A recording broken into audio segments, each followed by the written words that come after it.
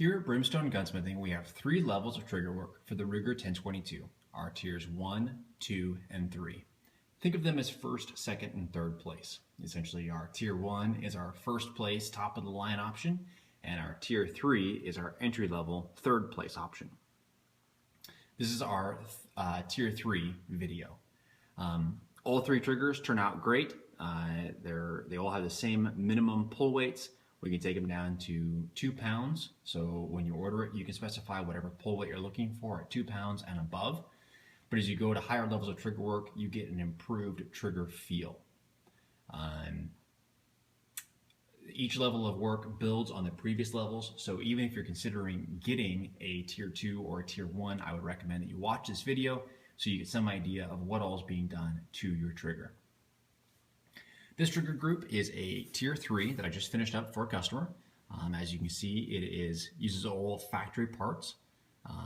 This is great for the folks who are wanting to build a sleeper rifle where it looks bone stock, but it shoots significantly better. It's also great for the folks who aren't wanting to put a lot of money into the rifle. They're happy with the rifle. For the most part, it shoots pretty good. It's just that terrible triggers holding them back. Since we're not having to install any other parts on this, we're just reworking the factory parts. It helps to keep the cost down quite a bit. And these are very competitively priced with just about anything else out there, even down to just some spring packs.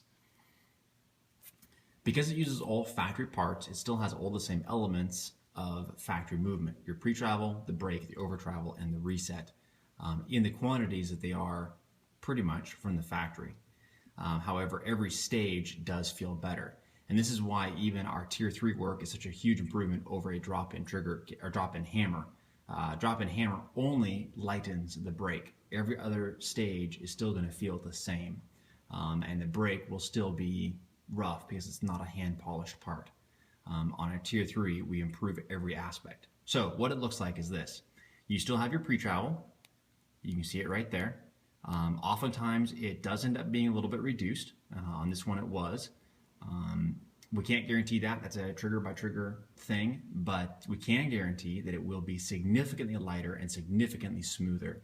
The smoothness will vary somewhere between perfectly smooth to 99.99% of all the grit removed from the pre-travel. Typically, if any of them are going to have some grit, it will be the metal ones. The polymer ones turn out beautifully, and that's why we recommend, if you have a metal trigger housing, maybe jumping up to a tier 2, but that's not required. Even a tier 3, as you can see, on a metal trigger housing will turn out quite nice. And then the weight will be cut almost in half, 25 to 50% less pull weight in that pre-travel. But you still do have the pre-travel. So you press through that pre-travel, you hit the wall, you can see it right there, the trigger stops. As you continue to apply pressure, I'm gradually increasing pressure right now, the trigger just snaps. This trigger is set at 2.25 pounds, and that is a true glass rod brake. We get that by hand polishing the internal surfaces, the engagement surfaces. In my experience, that's the only way to get a true glass rod snap like that, is through hand polishing.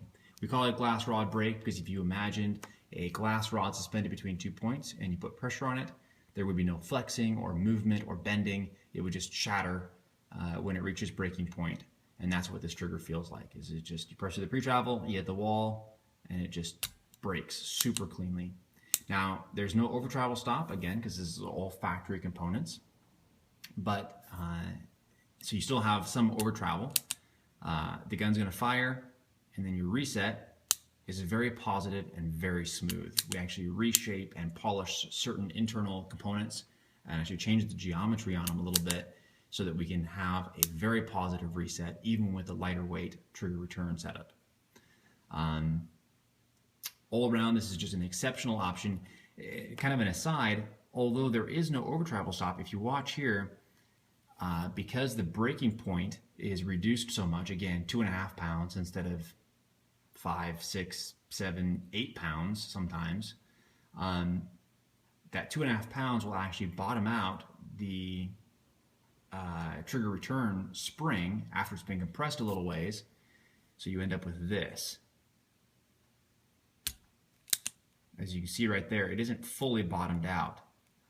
it's kind of a bad example. That's kind of a better idea. It's almost more like a soft over travel. It's not a true over travel stop, but it does help. And again, if you jump up to our tier 2, you do get an over travel stop in there. So there you have it. It's an excellent little trigger. That's what you're getting.